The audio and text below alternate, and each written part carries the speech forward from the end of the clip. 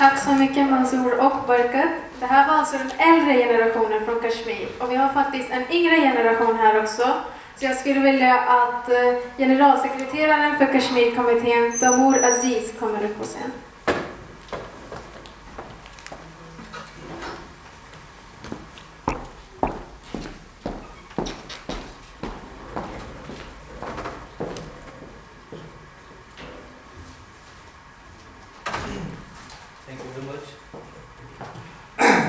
As a Kashmiri and General Secretary of Kashmir Committee Sweden, I welcome all of you here. I am thankful to Swedish parliamentarian and Embassy of Pakistan who came here to show their solidarity with the people of Jammu and Kashmir. And one thing again, that I belongs to Kashmir. According to the Sweden.sc, Sweden and the human rights have a long history. In 1766, Sweden became the first country in the world to introduce the freedom of press.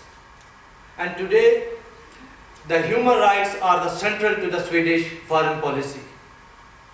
The story really begins in 1989 when more than 700,000 Indian paramilitary forces entered in Jammu and Kashmir. In an estimate, from 1989 to now, more than 100,000 people have been killed by the Indian paramilitary forces, and more than 7,000 custodian killings, and more than 132,000 houses are burned, and more than 100,000 civilians have been arrested. And one of the alarming things, because in the West we talk about the rights of the women, in Kashmir it's about 10,169 women are victims of gang rape. Today in Sweden, Prime Minister says that from tiden börjar from skolan, future start from school. And look at us, that in Kashmir that 692 students have been burned by the Indian forces since 1989.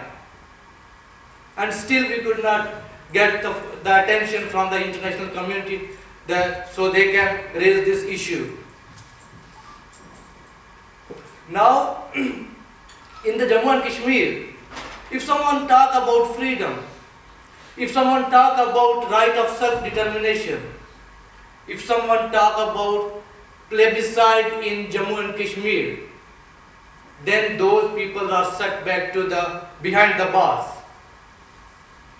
by using the draconian laws such as Indian Army Act 1990, Disturbed Area Act 1990. And in 1992, Indian Army started operation with the code name Operation Tiger, Operation Eagle, and Operation Shiva. And they killed thousands and thousands of Kashmiri in that year only.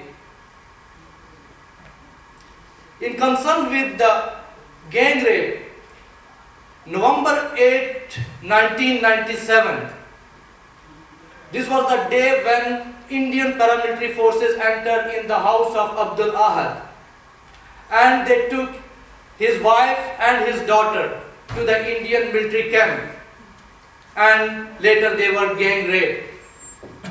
This is just one story, and we have a lot of other stories not been reported by the media and the other authorities. After 8 October 2005, the earthquake in Kashmir, now they have found mass graves in Jammu and Kashmir. There are 5 districts, they have found 7,000 mass graves in Jammu and Kashmir, and out of 22 districts. And they say that can go up to as high 10,000 mass graves. Another thing linked with these mass graves, these disappearances, these killings, is known as half widow. Using those draconian laws, Indian forces in Indian occupied Kashmir have captured thousands and thousands of Kashmiris. And the consequences are directly, firstly, for those males who are captured by the Indian forces, and then the women who are waiting for their husbands, and they don't know that when their husband will come back. So now they are known as half widows. A 48-page report about the disappearance people says that these women are spending their life in the worst condition with the psychological disorders that what they will do in their life. Even mothers don't know when they will meet their sons. Sons don't know when they will meet their fathers. When we talk about the speech or something, it's very easy, but just the thing is that the people belongs to that area and we belongs to Kashmir.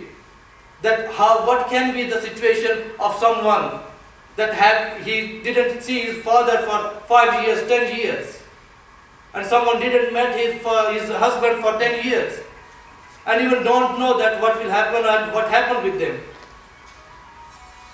For these grounds, I urge Swedish parliamentarian Hans that if they could raise this issue on the humanitarian basis and on the human rights violations in the Swedish parliament as per to the Swedish legislation from the 2008, as they have given number 7 point to the human rights violations and human rights.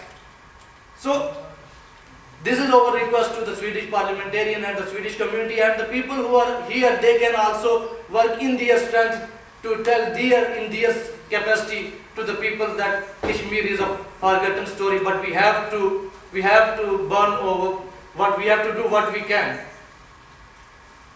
So on the other hand, Swedish foreign minister said a lot of things about Palestine. So I will urge Hans again that if they could table this matter in parliament, and maybe we will listen that something for the people of Kashmir also, that what's happening with them. The statistic which I showed, which I said more than 100,000 people are being killed by the Indian paramilitary forces. My question is that more than 100,000 people have been killed by the Indian paramilitary forces, then how much more, how long we have to wait more? How much more we have to give our blood? On the one hand, in the United Nations, several resolutions passed within hours and implemented within hours.